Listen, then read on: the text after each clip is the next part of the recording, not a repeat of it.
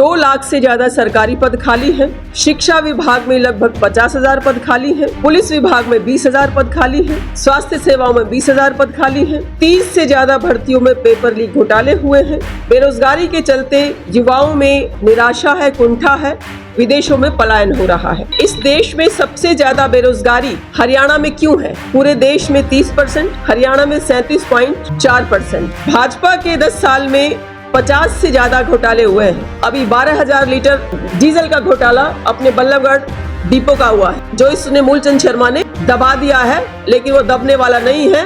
और अभी प्रिंस शर्मा नाम का बच्चा, किसी के घर का इकलौता चिराग, वो हमेशा के लिए अपनी जीवन लीला समाप्त कर चुका है। इनकी कारगुजारियों की वजह से इन सवालों को लेके हम हिसाब मांग रहे हैं। प्रदेश के मुद्दों को लेकर, बल्लभगढ़ विधानसभा के मुद्दों को लेकर कल जो हमारी पद यात्रा निकलेगी, वो हिसाब हम मांग रहे हैं। आप देख रहे हैं ATN न्यूज। हमारे नेता माननीय दीपेंद्र सिंह हुड्डा जी, सांसद रोहतक, हरियाणा प्रदेश कांग्रेस कमेटी का एक कार्यक्रम भाजपा सरकार से हरियाणा मांगे हिसाब के तहत पदयात्रा कर रहे हैं और उन्होंने 20 के लगभग विधानसभा क्षेत्रों में पदयात्रा कर ली है। और उसी संदर्भ में वो कल शाम 4 बजे बल्लभगढ़ में हरियाणा मांगे हिसाब अभियान के तहत आ रहे हैं और हम सब कांग्रेस की टीम मिलकर इस कार्यक्रम का आयोजन कर रहे हैं। और कल शाम 4 बजे अग्रवाल धर्मशाला के ग्राउंड में वो जनसमूह को भी संबोधित करेंगे और वही जनसमूह पूरे बाजार में पदयात्रा में उनके साथ निकलेगा, जो अग्रवाल धर्मशाला से शुरू होकर बस अड्डा मार्केट, नाहर सिंह महल, अंबेडकर चौक, मेन बाजार, अग्रसेन चौक, गुप्ता होटल, मोहना रोड, पंजाबी धर्मशाला पर समाप्त होगा, जहां से वो अपने अगले गंतव्य के लिए निकलेंगे। जो हरियाणा मांगे हिसाब कार्यक्रम है, हरियाणा प्रदेश कांग्रेस कमेटी ने माननीय चौधरी उदय भान जी ने, माननीय चौधरी भूपेंद्र सिंह हुड्डा जी ने, हमारे प्रभारी माननीय दीपक बावरिया जी ने मिलकर ये कार्यक्रम तय किया है। चंडीगढ़ में लॉन्च हुआ था, जिसके तहत कुछ पॉइंट्स हमारी पार्टी ने आरोप पत्र के रूप में तैयार किए हैं, जो मैं बहुत जल्दी आप लोगों से शेयर कर लेती हूँ। सबसे पहला पॉइंट है कि इस देश में सबसे ज्यादा बेरोजगारी हरियाणा में क्यों है? पूरे देश में 30%, हरियाणा में 37.4%। 3 गुना बेरोजगारी बढ़ी है। ये हमारा नहीं, केंद्र सरकार का आंकड़ा कहता है। 2 लाख से ज्यादा सरकारी पद खाली हैं। शिक्षा विभाग में लगभग 50,000 पद खाली हैं। पुलिस विभाग में 20,000 पद खाली हैं। स्वास्थ्य सेवाओं में 20,000 पद खाली हैं। 30 से ज्यादा भर्तियों में पेपर लीक घोटाले हुए हैं और बेरोजगारी के चलते युवाओं में निराशा है, कुंठा है, विदेशों में पलायन हो रहा है। बीजेपी की केंद्र की सरकार खुद मानती है कि हरियाणा सबसे ज्यादा असुरक्षित राज्य है। यहाँ SPI की रिपोर्ट के मुताबिक 3 से 4 हत्याएं रोज होती हैं। ये NCRB की रिपोर्ट है, नेशनल क्राइम रिपोर्ट ब्यूरो जो होता है उसकी रिपोर्ट है, सरकारी रिपोर्ट है। ये हमारी कांग्रेस पार्टी की रिपोर्ट नहीं है। 3 से 4 हत्याएं डेली हरियाणा में हो रही हैं। 4 से 5 बलात्कार हो रहे हैं। क्राइम रेट 16.2 से बढ़कर 31.8 हो गया है हरियाणा में। आप बल्लभगढ़ विधानसभा क्षेत्र को भी देख सकते हैं कि यहाँ भी आए दिन कुछ न कुछ हत्याएं, लूटपाट, अपहरण, चोरी, डकैती, सारे अपराध यहाँ हो रहे हैं। नशाखोरी सरकारी संरक्षण में, और पहले उड़ता पंजाब कहते थे, अब उड़ता हरियाणा हो गया है। देश में सर्वाधिक महंगाई हरियाणा में है, क्योंकि यहाँ वैट को बढ़ाकर 8.9 से डीजल पर 17.1 कर दिया है। क्योंकि महंगाई, इन्फ्लेशन जो होती है वो ट्रांसपोर्टेशन से सबसे ज्यादा होती है। जब डीजल पेट्रोल महंगा होगा तो नेचुरली महंगाई बढ़ेगी। सिलेंडर का आपको पता ही है, तो महंगाई हर चीज में, चाहे वो किसानों के उपकरण है, चाहे वो अन्य उपयोगी वस्तुएं हैं, दवाइयां हैं, महंगाई सबसे ज्यादा हरियाणा में बढ़ी हुई है।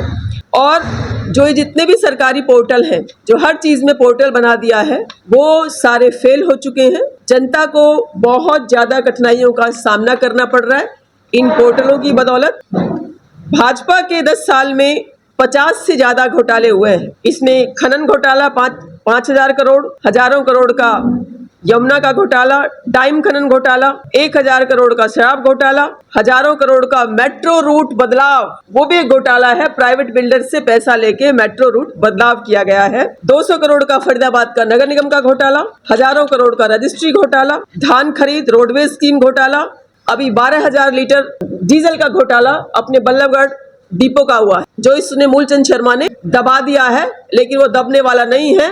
सरकार बदलेगी, उस घोटाले की पूरी जांच होगी और दोषियों को सजा दी जाएगी।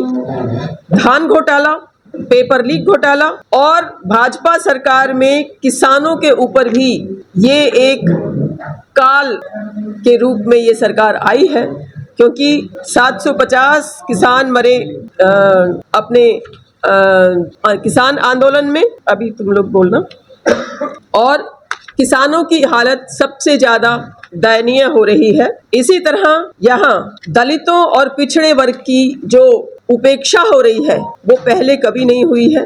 क्रीमी लेयर इन्होंने घटाई। इन्होंने हरियाणा वासियों को आरक्षण खत्म करने के लिए बाहरी लोगों को 15 साल के डोमिसाइल में 5 साल की छूट दी नियमों में, ताकि बाहर के हमारे इम्तियाज जी बुरा मान जाएंगे, गुजरात के लोग, राजस्थान के लोग, दिल्ली के लोग, जो भी आरएसएस से जुड़े लोग हैं, वो जगह जगह से आकर यहाँ हरियाणा में नौकरियां पा रहे हैं।